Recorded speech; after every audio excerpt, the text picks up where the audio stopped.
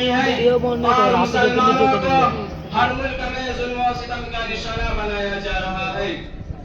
ये टकराव हमेशा होता रहेगा क्योंकि हक व बातिल का मारिका है, नूर और जुल्मत का मारिका है, तौहीद और शिर्क का मारिका है और कुफ्र और ईमान का मारिका है जो ता क़यामत जारी रहेगा।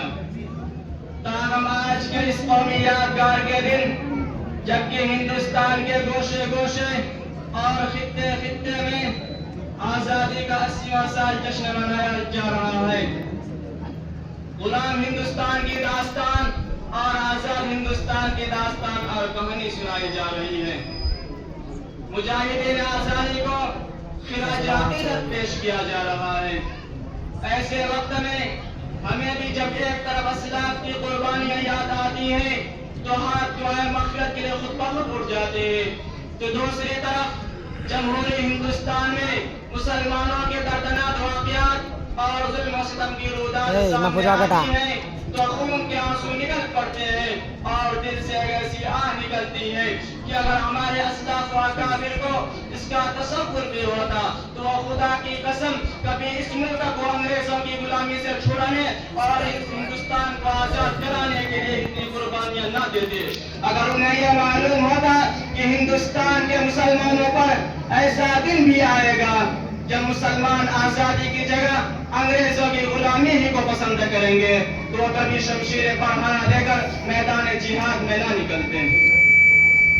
जिन मुसलमानों ने तहरीक आजादी में अपने लहू से माल वतन की प्यास बुझाई और फांसी के फंदों पर आजादी का नारा बुलंद किया, जिन मुस्लिम हुक्मरानों ने अपनी 700 साल तारीख में हिंदुस्तान को दौलत और सर्वत से माला माल कर दिया और इसको सोने का चिड़िया बना दिया था, जिन मुसलमानों ने हिंदुस्तान में इत्तेहाद और इत्तेफाक का चमन लगाया और हिंदू मुस्लिम एकता का चिराग रोशन किया, उन्हें आज गद्दार कहा जा रहा है, देश का दुश्मन बताया जा रहा है। अरे उन्हें क्या मालूम जिस हिंदुस्तान की आजादी के लिए बालाकोट की पहाड़ी पर सैयद अहमद शहीद और शाह इस्माइल शहीद ने अपनी जान दी है। अरे उन्हें क्या मालूम जिस हिंदुस्तान की आजादी के लिए शामली के मैदान में उलमाए देवबंद तोपों का निशाना बने हैं। अरे उन्हें क्या मालूम जिस हिंदुस्तान की आजादी के लिए शेखुल हिंद और शेखुल इस्लाम काला पानी गए हैं। अरे उन्हें क्या मालूम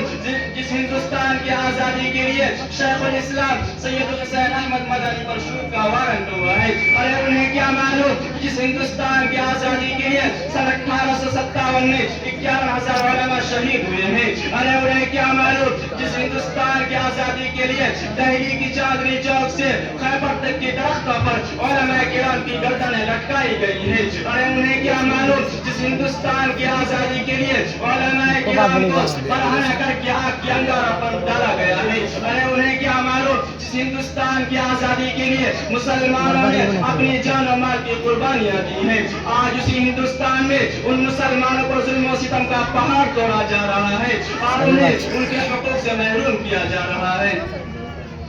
मिल्लत इस्लामिया के फर्जंदों, आज मुट्ठी भर फिरका परस्त और तंग नजर अफराद मुसलमानों से वफादारी का सबूत मांगते हैं। वो बाबर को गासिब और मुसलमानों को विदेशी कहते हैं। अरे जरा उनसे पूछो तो सही, तुम जो लगोटे बांधते थे, पत्तों पर खाते थे, औरतों को जिंदा जलाते थे, नंगे बदन रहते थे, तुम्हें जीने का सलीका किसने सिखाया? तुम्हें रहने सहने का ढंग किसने बताया? तुम्हें खाने पीने का तौर तरीका किसने समझाया? मुल्क या गासिब और गद्दार तो तुम हो, तुमने कभी वतन के वास्ते कतरा खून भी बहाया है। आज तुम मंदिर की फिक्र कर रहे हो, मस्जिद से नफरत है। यही वो मस्जिद है जिनकी बदौलत तारीख में तुमको जाना है। ये मुसलमान है जिसकी वजह से तुम मशहूर हो। मुल्क या गद्दार और गद्दार तो तुम हो। हिंदुस्तान में इत्तेहाद और इत्तेफाक के घर में आग लगाने वाले तुम हो। अजीजाने गिरामी, ये मुट्ठी भर फिरका परस्त ताकतें तुम्हारे दीन को खत्म करने की बातें करती हैं, तुमको पाकिस्तान भेजने की बातें करती हैं। फिरका परस्तों को बता दो, यहाँ के दर्रे दर्रे पर हमारी पेशानियों के निशानात हैं, यहाँ के चप्पे चप्पे पर हमारे कदमों के छाप हैं। آج اس ملک کو آزاد ہوئے 80 سال ہو گئے ہیں، لیکن اس 80 سالہ دور آزادی میں ارباب حکومت نے مسلمانوں کے ساتھ کس طرح غیر مساویانہ رویہ اختیار کیا ہے اور ظلم و استبداد کے کیسے کیسے ہتھیار استعمال کیے ہیں، اس کی ایک دردہ بھری داستان ہے جسے یاد کر کر کلیجہ منہ کو آنے لگتا ہے، زبانیں گنگا ہو جاتی ہے، پاؤں تلے زمین کھسک جاتی ہے۔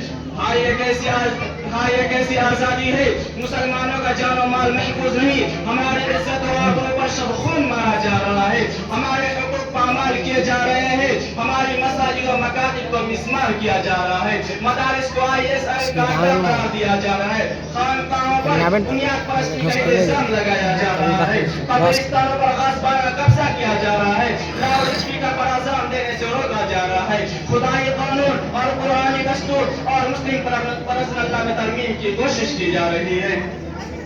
اگر آزادی اسی کا نام ہے تو ایسی آزادی ہم طلبگار نہیں، بلکہ ایسی آزادی کو ہم تمہارے منہ پر مارتے ہیں، ایسی آزادی کو ہم کل بھی لات مارتے تھے اور آج بھی لات مارتے ہیں اور انشاءاللہ آئندہ بھی لات مارتے رہیں گے۔ ہمیں آزادی چاہیے، مذہب اسلام کی آزادی چاہیے، ہمیں قرآن کی آزادی چاہیے، ہمیں اسلامی قانون اور اسلامی دستور کی آزادی چاہیے۔